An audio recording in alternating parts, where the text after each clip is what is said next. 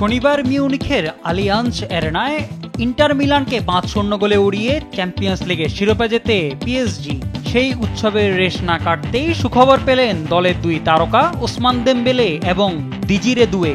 আসরের সেরা খেলোয়াড় নির্বাচিত হয়েছেন দেমবেলে, আর সেরা উদীয়মান খেলোয়াড়ের স্বীকৃতি পেয়েছেন দুয়ে।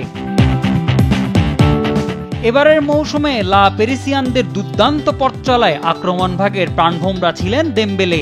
চ্যাম্পিয়ন্স লিগে ১৫ ম্যাচ খেলে করেছেন ৮ গোল, সতীর্থদের দিয়ে করিয়েছেন আরও ৬টি। শুধু পরিসংখ্যান দিয়ে অবশ্য বোঝানো যাবে না দেমবেলের মাঠের অবদান। প্রতি ম্যাচে প্রতিপক্ষ রক্ষণের মাথা ব্যথার কারণ ছিলেন এই রাইট উইঙ্গার। এবার তারই স্বীকৃতি পেলেন এই ফরাসি তারকা।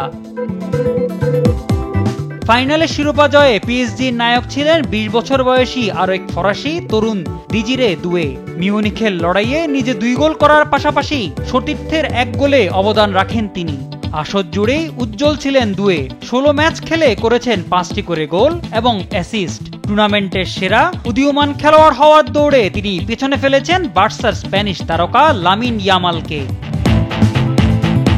এদিকে একই সাথে চ্যাম্পিয়ন্স লিগের এবারের আসরের সেরা একাদশ ঘোষণা করেছে উয়েফা, যেখানে ১১ জনের মধ্যে ৭ জনই পিএসজির। দেমবেলে এবং দুয়ের পাশাপাশি একাদশে আছেন পিএসজির goalkeeper Donnarumma, Marquinhos, Achraf Hakimi, Vitinha এবং নুনো মেন্দেস। বার্সেলোনা থেকে আছেন রাফিনহা এবং ইয়ামাল। এর বাইরে ইন্টার মিলান থেকে আলেসান্দ্রো বাস্তেনি এবং আর্সেনালের ডেক্লান রাইস আছেন এবারের সেরা একাদশে। Mohammad Sakib, sports desk, Desh TV.